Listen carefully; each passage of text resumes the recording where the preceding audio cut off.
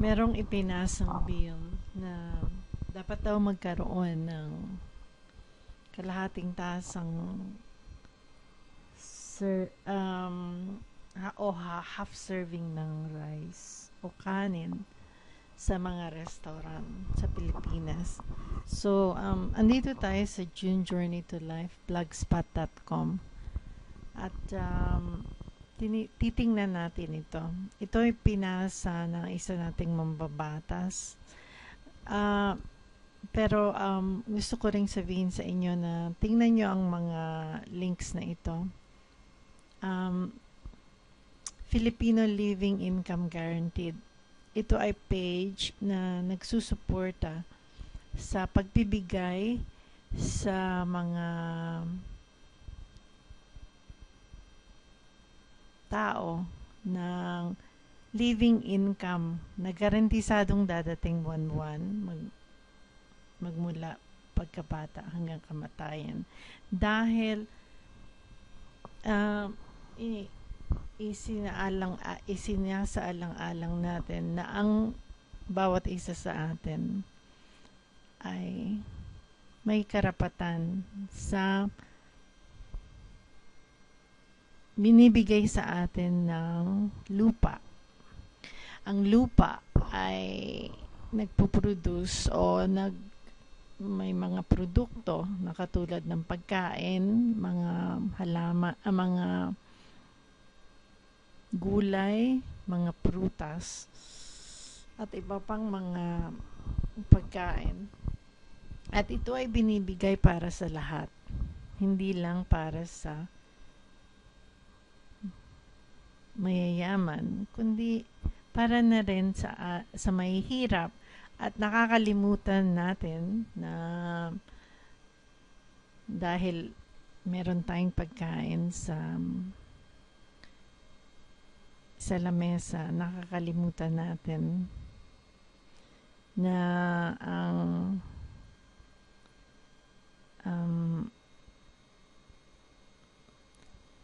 mga mahihirap ay wala masyadong kinakain. Merong namamatay dahil sa gutom sa ibang bansa.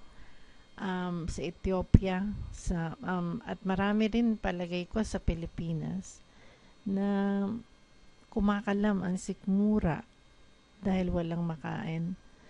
Samantalang ang lupa ay binigyan tayo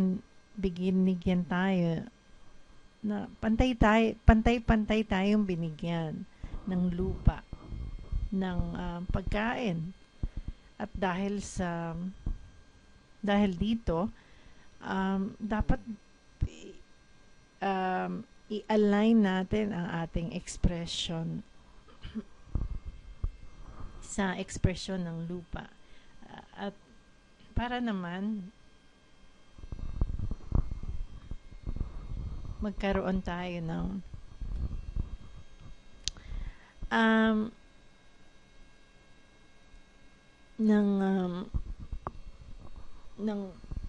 sistema na base sa pagkapantay-pantay ng lahat. So, ang tanong ko dito sa politician na nag-sponsor nitong bill, ilan bang mga parties ang isinasagawa ng mga politician na kung saan hindi lang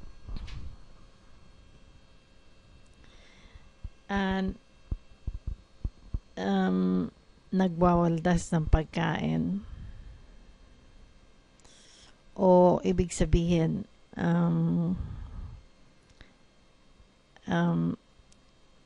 kung saan ang pagkain ay ginagamit para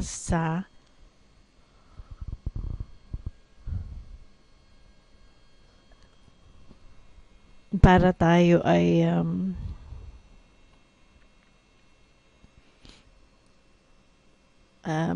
para masarapan ang ating mga dila, para tayo ay sumaya. At ang ating mga mayayamang bisita ay sumaya din Ngayon, hindi natin iniisip na pag mayaman tayo, nagbibigay tayo ng party every month, every 2 months, may maraat malamang ang mga pagkain na inihahanda natin ay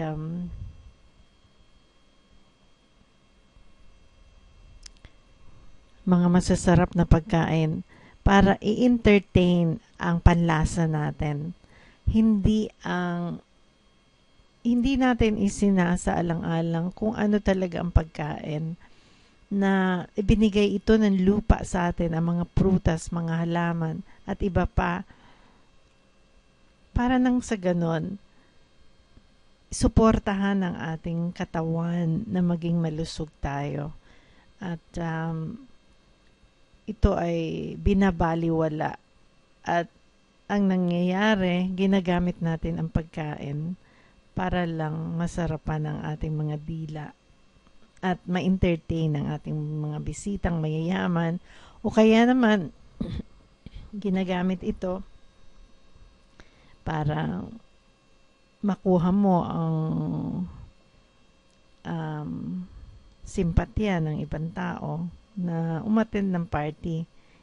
Samantalang ang pagkain ibinigay sa atin para suportahan ang ating katawan. So, dapat natin makita o tingnan ano ba ang mga sustansyang nandito sa kakainin ko ngayon. Ang akin bang katawan ay mabibiyayaan ito? Pero hindi Ang tanong natin pagkagising natin, gusto ko ng adobo ngayon. Gusto ko ng lechong kawali ngayon. Pakiluto nga dyan, Day, ng sabihin natin sa katulong natin, di ba? Pero hindi natin naiintindihan na hindi man lang natin na itanong, teka muna, saan ba galing ito? Sa lupa. Wala man lang tayong itinanong na question, o hindi ba natin question saan galing ito, at ang mga trabahador ba na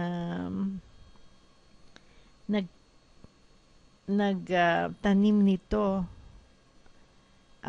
ay binibigyan ng sahod na sapat para nang ganon nabuhay sila ng matawasay. Hindi, diba? Ang tanong lang natin, masarap ba ito? So, bigyan natin yan ng pansin dahil mahalaga ito. Dahil gusto ko ring sabihin dito na ang mahihirap, huwag nating kalimutan na tayong lahat andito, at tayong lahat dapat mabuhay. Tingnan natin ang salitang self-interest. Bakit tayo kumakain? Para lang ba sa ating sariling panlasa? Mag-enjoy tayo ng lasa? O ang bigyang pansin natin na lahat tayo magkaroon ng pagkain araw-araw, at bigyan natin ng pera ang mga mahihirap para naman makabili sila ng pagkain. So, ang ipinupropose ng living income guaranteed ay bigyan ang mga mahihirap ng income buwan-buwan. At hindi lang ito para kaawaan sila. Bigyan mo sila ng 200 piso or 500 piso. Hindi. Ang sinasabi dito is ang income na para sila mabuhay talaga na maayos. So hindi lang 5,000 ito. Kung ano ang sapat para mabuhay na may dignidad ang isang tao, dapat ibigay sa tao dahil ang pera andyan. Kaya lang, ang distribution ng pera ay hindi maayos. So, tingnan natin kung saan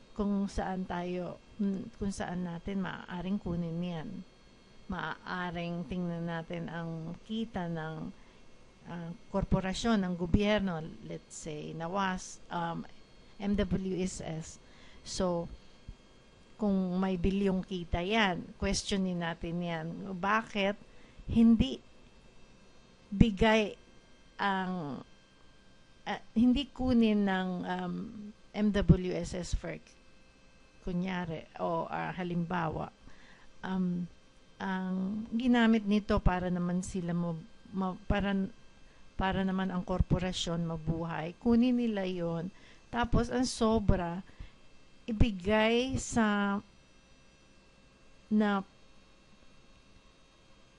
living income para sa mahihirap buwan-buwan, para bang may dividendo na ibinibigay sa mahihirap, para naman sa ganoon ay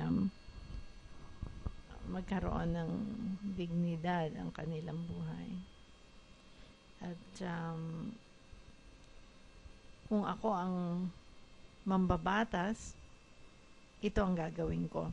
At hindi mag-i-introduce ako ng mga bill na alam ko na pansariling kapakanan ko lang dahil marami akong pera, maraming pambili ng bigas.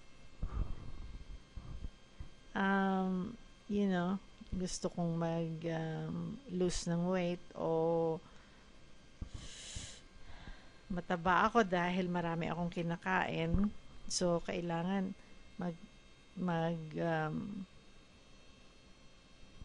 bawas ako ng kanin. Okay lang na magkaroon tayo ng half serving ng rice. Pero ang mahalaga dito, ano ang panimulang punto natin sa pagpapasa ng ganitong bill?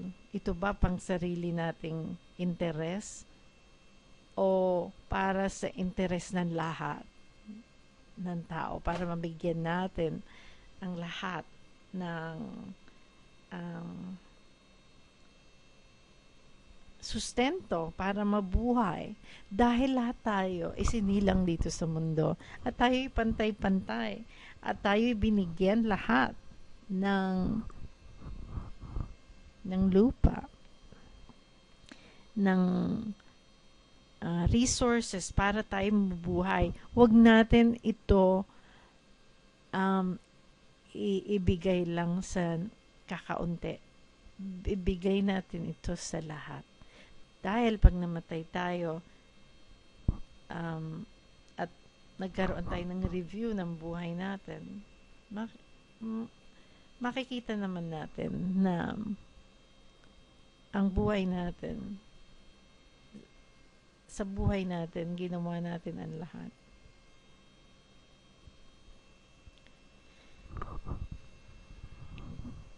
Para mabigyan ang lahat ng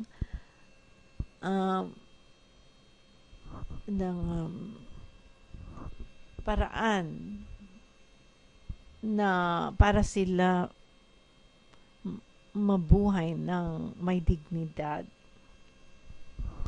Maraming salamat. At huwag niyong kalimutan na mag-subscribe dito sa video dahil marami pa tayong video na darating. Salamat.